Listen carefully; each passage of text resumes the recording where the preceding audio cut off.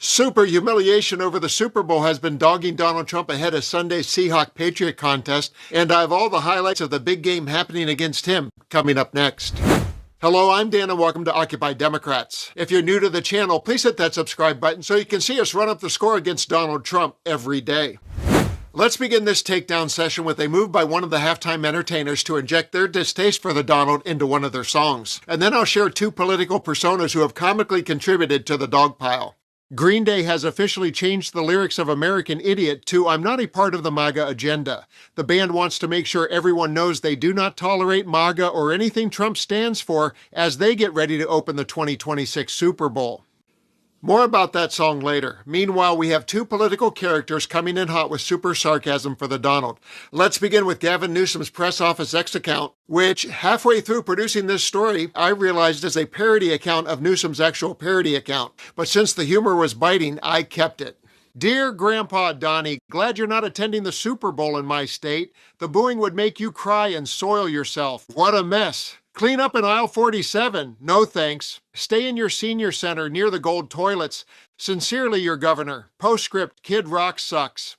And to round out the trifecta of Trump takedowns, watch as Tennessee Representative Justin Jones educates his colleagues about halftime performer Bad Bunny while brutalizing Trump and Kid Rock. There's going to be a halftime show. I know some folks are going to be a little bit triggered by an artist named Bad Bunny.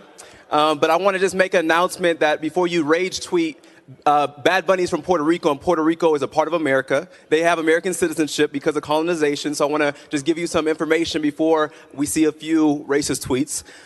Secondly, I know some of you are going to be watching the bootleg Temu version of the halftime show that Turning Point and MAGA's doing with a man named Kid Rock, kind of.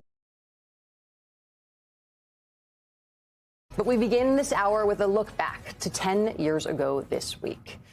As Senator Ted Cruz, then a 2016 Republican presidential candidate, won the Iowa Republican caucus, defeating Donald Trump and the other Republican candidates. As you may remember, Trump didn't take that defeat very well.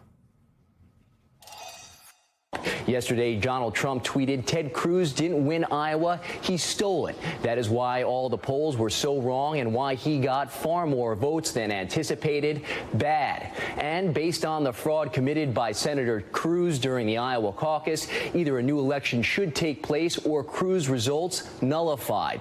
Now, the guy that came in second, but actually I think I came in first, because if you take a look, okay, you know. Oh, that voter fraud. You know, these politicians are brutal. And thus began Trump's decade-long obsession to claim any election he lost that was due to cheating and voter fraud. The problem now is that with Trump sitting behind the Resolute desk, he has been bestowed with the full weight and powers of the U.S. government, along with a loyal following of election-denying Republican election administrators in states across the country. And Trump seems to be trying to wield those powers to avoid what's being predicted to be a big upcoming midterm election loss for the Republicans. Trump's predicted that himself. The administration is requesting voter rolls from nearly every state, and he's calling to nationalize the midterm elections. Trump's director of national intelligence was dispatched to join an FBI raid on an election center in Georgia. The White House is pushing Congress to pass an election bill that could easily disenfranchise millions of voters. That bill, the SAVE Act, is expected to come up for a vote this week in the House. Joining us now to break all of this down, Democratic Congresswoman Madeline Dean of Pennsylvania. Congresswoman, thanks for joining us this morning. Good to be with you. Obviously, when you take in conjunction all of the different news cycles as it regards to voting, it seems like Republicans are intensifying their push to at least disseminate misinformation around our upcoming elections.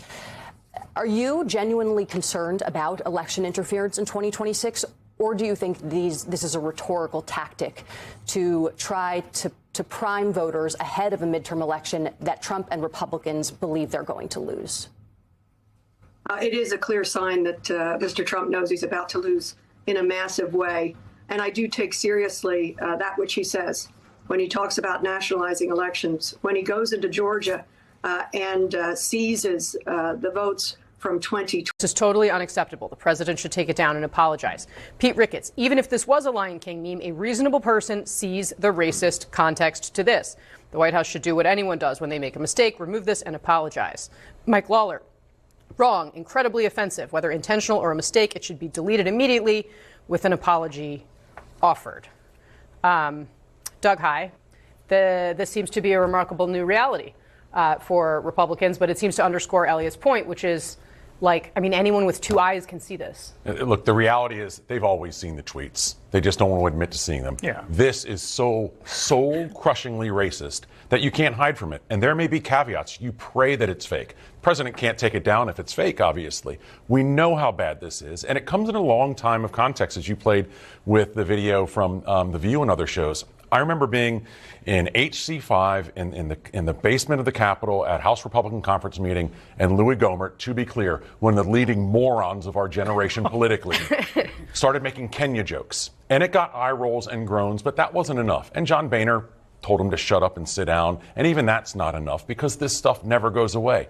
There's also a political problem with this. If you're a Republican, if you're Richard Hudson at the NRCC and you're trying to get your better and smarter candidates through the primary, and you're trying to coach them on how to talk about things that matter to Americans every day, prices, jobs, the economy, here comes Donald Trump yet effing again as a one-man wrecking ball, stopping Republicans from doing what they should do to win elections and save the House of Representatives if you want to help Donald Trump not get impeached and everything else that could happen in the last 2 years of his primary. It makes no sense at all. Thank you for that, Doug. One other sort of piece we have here is how this is breaking through. Now growing outrage from Democrats and even some Republicans after President Trump shared a racist video on social media depicting former President Obama and former First Lady Michelle Obama as apes, monkeys in a jungle. Moments ago, Trump ally Tim Scott, the only black Republican currently serving in the Senate, called on the president to remove the post, writing, quote, "It's the most racist thing I've seen out of this White House." Let's go live now to CNN's Kevin Liptek at the White House. Kevin, how is the administration responding to this post by the president? Well, the White House is essentially trying to downplay it, but I think that response from Tim Scott is so interesting. You know, so often the reflexive move by the president's Republican allies in these kinds of situations is to essentially say that they hadn't seen what the president posted, to say that they were sort of begging off any response. Tim Scott, of course, the only black Republican in the Senate, very much castigating the president here, saying that it was the most racist thing that he's ever seen out of this White House, and saying that the president should remove it. So really not mincing any words whatsoever. We're an open forum. Any public policy or political issue, news. Focused on my state, not national politics. That is code. That is Republican senators saying, I am not going down with this ship. One source told me, and I cannot verify this independently, that there is a private WhatsApp group of moderate Republican senators, and they are discussing what happens if Trump is convicted before the convention. Can they block his nomination? Can they force him to withdraw? Can they run someone else? These conversations are happening right now behind closed doors. Now, all of that is politics. But let me bring this back to the law, because while Republicans are calculating, prosecutors are moving, and the timeline they are operating on, it is faster than anyone expected. Let me walk you through what happens next. Exact dates, exact timeline. The Speedy Trial Act requires a trial to begin within 70 days once the immunity question is resolved. Today's ruling essentially resolved it, which means the clock starts now. Here is what that looks like. Day 1. Today, ruling issued. Day 14, February 12th, D.C. Circuit issues full written opinion. Day 28, February 26th, deadline for Supreme Court emergency stay. Day 45, March 14th, pretrial motions finalized. Day 70, April 17th, trial must begin. Unless the Supreme Court intervenes, which they have shown zero interest in doing, this timeline is locked, immovable, and April is before the Republican National Convention. Now, I need you to understand what this timeline means practically. If trial begins in April, it will run through May, possibly into June. That is right in the middle of primary season. Trump will be sitting in a D.C. courtroom while his opponents are campaigning. He cannot attend rallies. He cannot do fundraisers. He cannot run attack ads from the defendant's table. And here's the kicker. If conviction happens in May or June, sentencing typically follows within 60 to 90 days. That puts sentencing in July or August, right before the convention. The Republican Party would be nominating someone who has been convicted and is awaiting sentencing. Let that sink in. Now, Trump's team understands all of this, which is why their strategy has shifted. They are not trying to win in court anymore. They are trying to delay until after the election, and they are willing to do anything to make that happen. Which brings me to the most dangerous part of all of this. Because Trump is not just fighting in court, he is signaling to his supporters, and those signals are being taken seriously by people who have the capacity for violence. This is where it gets genuinely dangerous. Let me read you something Trump posted this morning. If these witch hunts do not stop, our country will face problems the likes of which we have never seen.